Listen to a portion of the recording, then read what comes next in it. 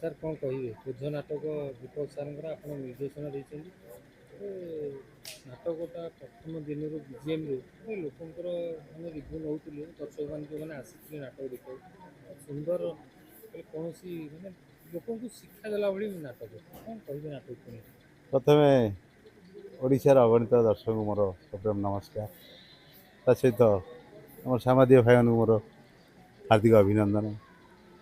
ଆଜ୍ଞା ବୋଝ ନାଟକ ତ ଗୋଟେ ମଣିଷ ଜୀବନର କଥା କନସେପ୍ଟ ନିଆହେଇଛି ଯେ ମଣିଷ ପାଇଁ ନିଶ୍ୱାସ ବି ବୋଝ ହୋଇଯାଏ, ତା ବିଶ୍ୱାସ ବି ବୋଝ ହୋଇଯାଏ, ତା ଜୀବନଟା ତା ନିଜ ପାଇଁ ବୋଝ ହୋଇଯାଏ। ଏମିତିଆ ଗୋଟେ ଟପିକ୍ ନେଇକି ନାଟକ କରୁଛି ବୋଝ। ବୋଝ ତ ଆଜି ଯାହା ଥିଲା ଫାଇନାଲ୍ ରିହର୍ସାଲ୍ ଆଜି ଥିଲା। ଫାଇନାଲ୍ ରିହର୍ସାଲ୍ରୁ ଯାହା ରିଭ୍ୟୁ ଲୋକଙ୍କର ମତାମତ ନାଟକ ଭଲ ଲାଗିଛି। ଆଗକୁ ଯାହା ଦର୍ଶକ ଯାହା କହିବେ ଆମର ହାତରେ କିଛି ନାହିଁ। ଆମେ ତ ଚେଷ୍ଟା କରିଛୁ, ଆମେ ତ ଆପଣ ଚେଷ୍ଟା କରିଛୁ ନାଟକ ଭଲ ହଉ ବୋଲି। ସମସ୍ତେ ଚେଷ୍ଟା କରନ୍ତି, ସବୁ ନିର୍ଦ୍ଦେଶକ, ନାଟ୍ୟକାର, ସଙ୍ଗୀତ ନିର୍ଦ୍ଦେଶକ ସମସ୍ତେ ଚାହାନ୍ତି ମୋର ଜିନିଷଟା ଭଲ ହଉ, ପରଫର୍ମାନ୍ସଟା ଭଲ ହଉ ବୋଲି। ସେମିତି ଆମେ ବହୁତ ଚେଷ୍ଟା କରିଛୁ, ବହୁତ ସହଯୋଗ କରିଛନ୍ତି ଆମର ଯେଉଁ କଳାକାର ଯେଉଁମାନେ ଥିଲେ, ବହୁତ ସବୁ ବର୍ଷିୟାନ କଳାକାର ଡଲିଅପା ଅଛନ୍ତି ଏଠି, ଆଉ ଦୟା ଅଛନ୍ତି, ନମିତା ଅଛନ୍ତି, ସେମାନେ ଆମକୁ ବହୁତ ସହଯୋଗ ବି ବହୁତ ସହଯୋଗ କରିଛନ୍ତି।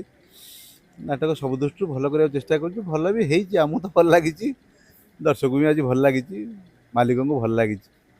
ଦେଖାଯାଉ ତାପରେ ଯାତ୍ରା ବାହାରିଲେ ଦର୍ଶକ କେଉଁ ପ୍ରକାର ଗ୍ରହଣ କରୁଛନ୍ତି ତ ଦର୍ଶକ ଭଗବାନ ଉପରେ ନିର୍ଭର, ଆମ ହାତରେ କିଛି କଥା ନାହିଁ। ସାର୍ ଗୋଟେ ପ୍ରଶ୍ନ ଆସେ ଯେ କଳାକାରମାନଙ୍କୁ ନେଇକି ନାଟକ ଲେଖାଉଛି ନା ନାଟକଟା ଆଗରୁ ସ୍କ୍ରିପ୍ଟ ତିଆରି ହେଇଛି? ନାଇଁ ଆଜ୍ଞା ଭୁଲ କଥା, କଳାକାର ମାନଙ୍କୁ ହିଁ ନାଟକ ଲେଖା ହୁଏନି। ଶୁଣ, କଳାକାର ଏହା ହୁଏ ଯେ କଳାକାର ଯେତେବେଳେ ବୁକ୍ ହୁଅନ୍ତି ମାଲିକ ଦିଅନ୍ତି ଗୋଟେ ଲିଷ୍ଟ, କଳାକାର ଲିଷ୍ଟ ଗୋଟେ ଦିଅନ୍ତି ଯେ ଏଇ ମାନେ ଆମ ପାର୍ଟିରେ ଅଛନ୍ତି, ଯେ ନାୟକ ଇଏ ଅଛନ୍ତି, ଖଳନାୟକ ଭଙ୍ଗାରୀ ଇଏ ଅଛନ୍ତି, ଯାହା ଯାହା ତାକୁ ନେଇକି ଗପଟା ଆମେ ଚିନ୍ତା କରୁଛୁ ଯେ ଏଇ କଳାକାର ଏଇ ପାର୍ଟଟା କଲେ ଭଲ ହେବ। ସେ କଥା କିଛି ନାହିଁ।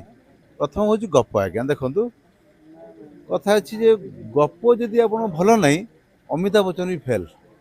ଅମିତାଭ ବଚ୍ଚନ ବି କିଛି କରିପାରିବେନି। ଏମିତିରେ ବି ଆପଣ ଦେଖିବେ ଅମିତାଭ ବଚ୍ଚନଙ୍କର ବହୁତ ସିନେମା ଫ୍ଲପ୍ ସିନେମା ଅଛି, ଏଇଥିପାଇଁ ଯେ ଗପ ଭଲ ନଥିବ। ସବୁଥିର ମୂଳରେ ହେଉଛି ଗପ। ଗପଟା କିଏ କରିବ? ନାଟ୍ୟକାର। ସବୁରି ମୂଳରେ ହେଉଛନ୍ତି ନାଟ୍ୟକାର, ତାପରେ ନିର୍ଦ୍ଦେଶକ। ସେଥିପାଇଁ କଳାକାରଙ୍କୁ ନେଇକି ନାଟକ ଲେଖା ହେଉଛି, ଏଇଟା ଭୁଲ କଥା। କାହିଁକି ମୁଁ ତ ଏପର୍ଯ୍ୟନ୍ତ ଜାଣିଛି କଳାକାରଙ୍କୁ ନେଇକି ନାଟକ ମାନେ କହୁଥିବେ ବାକି ନାଟକର ଗପକୁ ନେଇକି କଳାକାର ପାର୍ଟ କରନ୍ତି। କିନ୍ତୁ ନାହିଁ ଯେ କଳାକାର ଏଇଆ ଅଛନ୍ତି ତାକୁ ନେଇ ନାଟକ ଲେଖିବା, ଏଇଟା ଭୁଲ କଥା। କିଏ ଲେଖୁଥିବେ କହିପାରିବିନି କି କଳାକାର ଯଦି କିଛି କହୁଥିବେ, ତ ମୁଁ କାହିଁକି ଅନୁଭବ କରିନି ଯେ କଳାକାରକୁ ନେଇକି ନାଟକ ଲେଖିବା ହେଇଥିବ ସେଟା। ଗୋଟେ ନାଟକ ଆଜ୍ଞା ପ୍ରକୃତ ପ୍ରସ୍ତୁତି କରିବାକୁ ଆମକୁ 6 ମାସ ଲାଗିଯାଏ। 6 ମାସ ଆଗରୁ ପ୍ରସ୍ତୁତି କରିବାକୁ ହେବ। ତାକୁ ଗପ କରିବେ, ଗପ ମାଲିକଙ୍କୁ ଶୁଣାଇବାକୁ ହେବ, ମାଲିକଙ୍କ ପସନ୍ଦ ହେବାର ଅଛି। ଯଦି ମାଲିକ ମନା କରିବ, ମାଲିକ ଯେହେତୁ ହେଉଛି ଅନ୍ନଦାତା, ଯଦି ମାଲିକ କହିବେ ନାଇଁ ଆଜ୍ଞା ଏ ଗପଟା ଭଲ ଲାଗୁନାହିଁ, ଦର୍ଶକଙ୍କୁ ଭଲ ଲାଗିବ ନାହିଁ, ତାହେଲେ ଆମକୁ ଗପ ବଦଳାଇବାକୁ ପଡ଼ିବ। ଗପ ପୁଣି ମାଲିକଙ୍କୁ ଶୁଣେଇବୁ।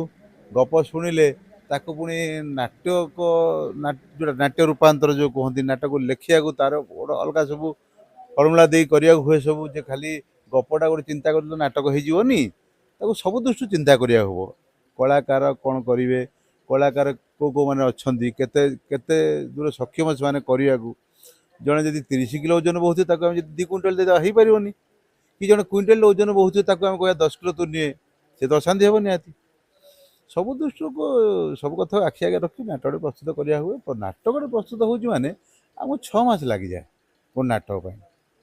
ଦିନ ରାତି ପରିଶ୍ରମ କରନ୍ତି ନାଟ୍ୟକାର, ଯେଉଁଟା ନିର୍ଦ୍ଦେଶକ ବହୁତ ପରିଶ୍ରମ କରନ୍ତି ନାଟକଟେ ସଫଳ ହଉ ବୋଲି। ଆଚ୍ଛା, ସଫଳ ତ ଦେଖନ୍ତୁ, ନାଟକଟେ ସଫଳ ହେଲେ ଏଥିରେ ଆମେ ସମସ୍ତେ ବଞ୍ଚିବା। ନାଟକଟେ ସଫଳ ଯଦି ହେଲା, ସଫଳ ନାଟକ ପଡ଼ିଲା, କଳାକାର ପ୍ରଥମେ ବଞ୍ଚିଗଲେ। କଳାକାର ଯଦି ବଞ୍ଚିଲେ ମାଲିକ ବଞ୍ଚିବ, ଅନୁଷ୍ଠାନ ବଞ୍ଚିବ। ଅନୁଷ୍ଠାନ ବଞ୍ଚି ରହିଲେ କଳା ବଞ୍ଚି ରହିବ। ଅନୁଷ୍ଠାନ ବଞ୍ଚି ରହିଲେ ଆମେ ବି ବଞ୍ଚିବା। ଅନୁଷ୍ଠାନ ଯଦି ନାହିଁ ବୋଲେ ଆମକୁ କାମ କିଏ ଦେବ? କାଲି ନାଟ୍ୟକାର ଆମେ ନିର୍ଦ୍ଦେଶକ କାହାକୁ ନେଇକି? ଅନୁଷ୍ଠାନ ନେଇକି ନା। ଯେ ଅନୁଷ୍ଠାନ ଅଛି ବୋଲି ଆମକୁ କାମ ମିଳୁଛି। ଯଦି ନାଟକ ଭଲ ପଡ଼ିବନି, ସେମାନେ ବ୍ୟବସାୟ ହେବନି, ସେମାନେ ନାଟକ ସଂସ୍ଥା ବନ୍ଦ କରିଦେବେ। ସଂସ୍ଥା ବନ୍ଦ କଲେ ଆମେ କାହିଁ କାମ ପାଇବାନି ଆଉ। ସେଥିପାଇଁ ସବୁ ଦୃଷ୍ଟିରେ ରଖିକି ଚିନ୍ତା କରିକି ଆମେ କରିବାକୁ ହେଉଛି। ଏଇଟା ସମସ୍ତଙ୍କର ପେଟ ପାଟଣା ଉପରେ ନିର୍ଭର କରୁଛି। ଖାଲି ଯେ ଏଥିରୁ କଳାକାର ବଞ୍ଚୁଛନ୍ତି ସେୟା ନୁହଁ, ବହୁତ ଲୋକ ବଞ୍ଚୁଛନ୍ତି। କଳାକାର ଅଛନ୍ତି, ଟେକ୍ନିସିଆନ୍ ଅଛନ୍ତି, ନୃତ୍ୟଶିଳ୍ପୀ ଅଛନ୍ତି, ଆମର 200 ଲୋକ ମାଲିକ ଅଛନ୍ତି। ଆଜ୍ଞା ଆମେ ବି ବଞ୍ଚୁ, ସେଇଥିରୁ ବଞ୍ଚୁଛୁ। କଥା ସବୁ କଥା ନେଇ ଚିନ୍ତା କରିକି କରିବାକୁ କୋଉ ହଉଛି। କୋଉ ନାଟକ ନିର୍ଦ୍ଦେଶନା ଦେବା ପାଇଁ ବର୍ଷ ଚୁକ୍ତିବଦ୍ଧ ହେଇଛି? ସାର୍ ଏଇ ବର୍ଷ ତ କଣ୍ଟ୍ରାକ୍ଟ ହେଇଛି, ୟା ପରେ ଯିବି ବିଶ୍ୱ ଦରବାର, ହୁଁ ସେଥିରେ ନାଟକ ଅଛି ମୋର ଢୋଲିଆ। ତାପରେ ଅଛି ରାଜ ଦରବାର, ଅପେରା ରାଜ ଦରବାର, ସେଥିରେ ଅଛି ହୃଦୟ ଭାଙ୍ଗିଲା ପରେ। ଏସବୁ ନାଟକକାର ହେଉଛନ୍ତି ଡକ୍ଟର ଦୀପକ ଜେନା।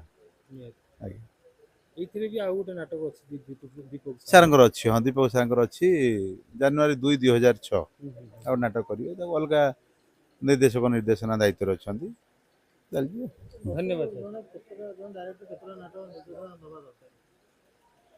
ନାଟକ ଦବା ଦରକାର ସେମିତି କଥା ନାହିଁ ଆଜ୍ଞା। ଦେଖନ୍ତୁ ଆମର ତ ରିହର୍ସଲ ହେଉଛି ମାସେ 1.5 ମାସ। ଆଚ୍ଛା 1.5 ମାସ ଭିତରେ ଜଣେ ନିର୍ଦ୍ଦେଶକ ଅତି ବଡ଼ ହେଲେ 3ଟା କରିପାରିବ, 3ଟା ନାଟକ ହିଁ କରିପାରିବ। ଯଦି ଫିଲ୍ଡରେ ଗୋଟେ କରିବ ହେଲେ କରିପାରିବ, 4 ଖଣ୍ଡ ନାଟକ କରିପାରିବ, ସେତିକି ନାଟକ କରିପାରିବ। ଲୋଭରେ କୋଉଠି ସେମିତି କରିପାରିବିନି ଆଜ୍ଞା। ଶୁଣନ୍ତୁ ଆଉ ଗୋଟେ କଥା, ଲୋଭରେ କଥା କିଛି ନାହିଁ। ଯାହା ଦେଖନ୍ତୁ ଦର୍ଶକ ମନେକର ମୁଁ ଜଣେ ନିର୍ଦ୍ଦେଶକ, ନାଟ୍ୟକାର ବି ହଉ, ମୁଁ ନାଟକ 5 ଖଣ୍ଡ ନାଟକ ଲେଖିବି, ଯେ ଆପଣ କହିଲେ 3 ଖଣ୍ଡ ଲେଖିବା କଥା, ଆପଣ 5 ଖଣ୍ଡ ଲୋଭରେ ପଡ଼ି ଲେଖିଲେ। ଆଜ୍ଞା ମାଲିକମାନେ ଜାଣିନାହାନ୍ତି କି? ମାଲିକମାନେ ଜାଣିଛନ୍ତି ଯେ ଏ ଲୋକକୁ ମୁଁ କାମ ଦେଲେ ସଫଳ ହେବି, ମୋର ବ୍ୟବସାୟ ହବ। ଏଇଟା ଆଜ୍ଞା ବ୍ୟବସାୟର କଥା। ମାଲିକ ଏଇଟା କିଛି ଭାଇଚାରାର କଥା ନାହିଁ ଯେ ମାଲିକ ଆମ ମୁହଁ ଦେଖିକି ନେଇଯିବ। ଯୋଉ ଯିଏ ବି ଲେଖୁଛି କହୁଛନ୍ତି ଆପଣ ଅଧିକା ନାଟକ କରୁଛି ବୋଲି, ଲୋଭରେ ପଡ଼ିକି ନାହିଁ ଆଜ୍ଞା। ମାଲିକମାନେ ନଉଛନ୍ତି, ଯେହେତୁ ସେ ନାଟ୍ୟକାର କି ନିର୍ଦ୍ଦେଶକ, ସଙ୍ଗୀତ ନିର୍ଦ୍ଦେଶକ ବ୍ୟବସାୟ ମାନେ ସେତିକି ବ୍ୟବସାୟ ଦଉଛନ୍ତି ବୋଲି ମାଲିକମାନେ ନଉଛନ୍ତି। ଏଥିରେ ଆମେ ଭାବିବାନି ଯେ ସେମାନେ ଲୋଭରେ ପଡ଼ିକି କରୁଛନ୍ତି, ନା ଭୁଲ କଥା ଏଇଟା। ସେତିକି ଆଜ୍ଞା ଦେଖନ୍ତୁ, ପରିଶ୍ରମ ନ କଲେ ପଇସା କିଏ ଦଉଛି କି? ତ ପରିଶ୍ରମ କରୁଛି ଜଣେ ନାଟ୍ୟକାର, ଗୋଟେ ନାଟକ ଲେଖିବାକୁ ଯଦି ତାକୁ ମାସେ ଟାଇମ୍ ଲାଗୁଛି, ତ 3ଟା ନାଟକ ଲେଖିବ, ସେ ଅନୁଯାୟୀ ପରିଶ୍ରମ ସିଏ କରୁଛି। ନିହାତି। ପରିଶ୍ରମର ପାରିଶ୍ରମିକ ଆମେ ଦଉଛେ, ମାଲିକମାନେ ଯୋଉ ଦଉଛନ୍ତି ଖାଲି ଦେବେ କି ଆଜ୍ଞା? ଜଣଙ୍କର ଏବେ ନାଟକ, ମୁଁ ଗୋଟେ ନାଟକ କଲି ଆଜ୍ଞା, ଏ ପାର୍ଟି ନାଟକ କଲି, ଏ ବର୍ଷ ନାଟକ ମୋର ଭଲ ହବନି, ଦର୍ଶକ ଦେଖିବେନି, ଏ ବାବୁ ମତେ ଆସନ୍ତା ବର୍ଷ ନେବେ କି? ନେବେନି। କାହିଁକି ନେବେ ମତେ? ମୋ ପାଇଁ ତାର ବ୍ୟବସାୟ ହଉନି, ମତେ କାହିଁକି ନେବେ? ମୁଁ କଣ ତାର ଭାଇ ନା ବନ୍ଧୁ? ସେଥିପାଇଁ କିଛି ଏଇଟା ଭୁଲ କଥା ନାହିଁ।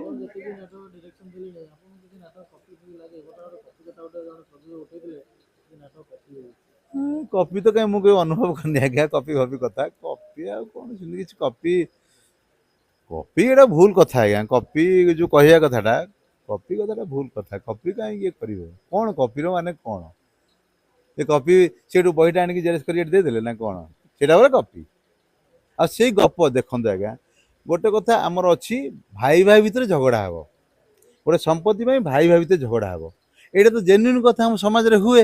ଯଦି ସେ ଝଗଡ଼ାକୁ କିଏ ନାଟକରେ ଦେଇଥିବ, ସ୍ଥାନ ଦେଇଥିବ, ସେ ନାଟକ ମନେକର ଏଇ ନାଟକରେ ହେଇଛି ଭାଇ ଭାଇ କଥା, ଆଉ ନାଟକ ହେଇଛି ଭାଇ ଭାଇ ଝଗଡ଼ା, ସେଟାକୁ ଆମେ କପି କହିବା କି? କହିବାନି। ଗୋଟେ ନାଟକରେ ହେଇଛି ଯେ ଏଥିରେ ହେଲା ଏଇ ଜାଆଁଳା ଛୁଆ ହେଇଛି, ସେଇ ନାଟକ ଗପର ମଧ୍ୟ ଜାଆଁଳା ଛୁଆ ଅଛି, ସେଟା କଣ କପି କି ଆଜ୍ଞା? ଏଇ ପରିବାରରେ ଜାଆଁଳା ଛୁଆ ହଉଛି, ସେ ପରିବାରରେ କଣ ଜାଆଁଳା ଛୁଆ? ଜାଆଁଳା ଛୁଆଟା କଣ ଓଡ଼ିଶାରେ ଗୋଟେ ହଉଛି? ଏଟା କପି ନୁହଁ ନା। କପି ଏଇଆ କହିବା ଯେ ଗୋଟେ ନାଟକ ସିଏ କରିଥିଲେ, ତାକୁ ଜେରକ୍ସ କରି ଆଣିକି ଦେଇଦେଲେ, ସେଟା ହଉଛି କପି।